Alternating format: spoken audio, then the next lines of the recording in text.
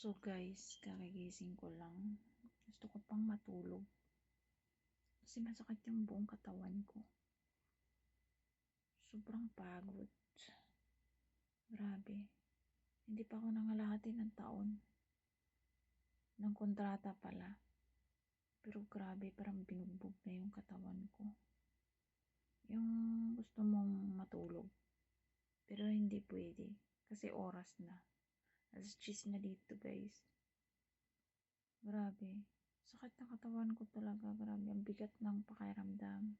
Hindi ko alam kung nagpalit na ng klima dito.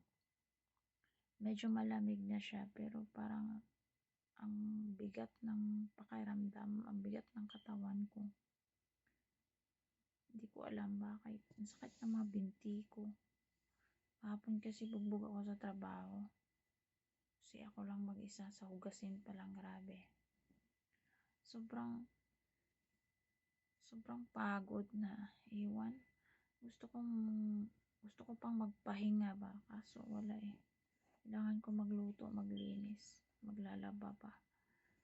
So, iligo muna. Baka sakaling mawala yung sakit ng katawan. Iligo muna natin. So, yan lang guys. Bye-bye.